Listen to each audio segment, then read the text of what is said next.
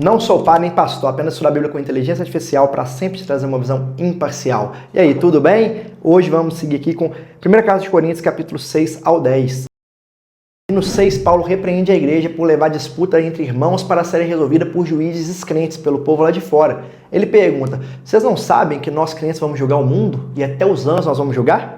Paulo ensina que é melhor sofrer o prejuízo do que causar escândalos. Está levando para fora coisa de dentro da igreja, por que não resolve ali entre eles? E volta a falar de santidade. Fala, os injustos não herdarão o reino de Deus. Ele lista práticas como imoralidade sexual, idolatria, adultério, homossexualidade, roubo, ganância, embriaguez, difamação, extorsão e diz, alguns de vocês eram assim, mas foram lavados, santificados, justificados em nome de Jesus. E ele também trata da liberdade cristã. Tudo me é permitido, mas em tudo me convém. O corpo não é para imoralidade, é templo do Espírito Santo. Nós somos comprados por alto preço, por isso a gente deve glorificar a Deus com o nosso corpo. E depois a gente tem capítulo 7, onde Paulo responde perguntas sobre casamento. Ensina que o marido deve cumprir o dever conjugal com a esposa e vice-versa. O corpo de um pertence ao outro. E ele fala que é melhor casar do que ficar queimando de desejo. E aos solteiros e viúvos ele diz que é bom permanecer assim. Mas só que se não estiverem conseguindo, então que se case. Não fica lá queimando de desejo, aprontando, cometendo pecados aí não. Aos casados ele diz que não se separem.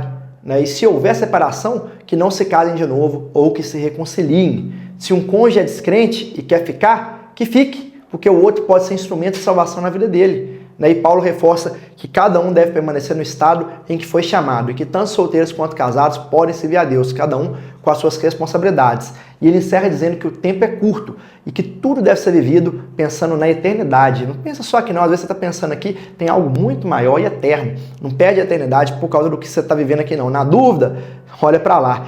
No capítulo 8, ele trata da comida sacrificada a ídolos. Paulo diz que todos têm conhecimento, mas o amor é o que edifica. E a gente sabe que um ídolo não é nada, é só um Deus, mas nem todos têm essa consciência. Alguns ainda têm a mente fraca e podem acabar se escandalizando. Por isso ele diz, se aquilo que eu como faz o meu irmão tropeçar, então eu não vou comer mais.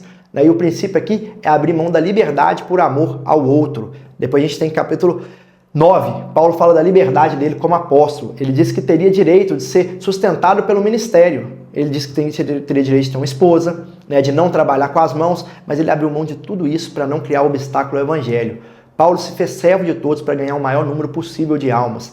Com judeus, como com não judeus. Com gentios, como não gentios. Com os fracos, ele se fez como fraco. Cada um ele se fez como aquelas próprias pessoas. Tudo isso por causa do evangelho. E ele termina com a analogia de um atleta. Ele fala, todos correm, mas só um leva o prêmio. Por isso ele corre com propósito. Ele luta, mas não como quem quer dar socos no ar. Ele disciplina o corpo para não ser desqualificado depois de ter pregado a outros. Então ele próprio se impunha aquela disciplina que nem precisava de ter, mas ele se impunha aquilo para o ego dele não dominar ele, para ele não acabar não caindo.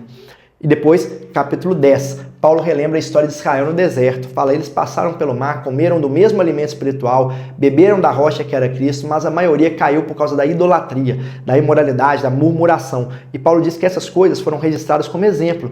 Quem pensa que está de pé, cuidado para não cair.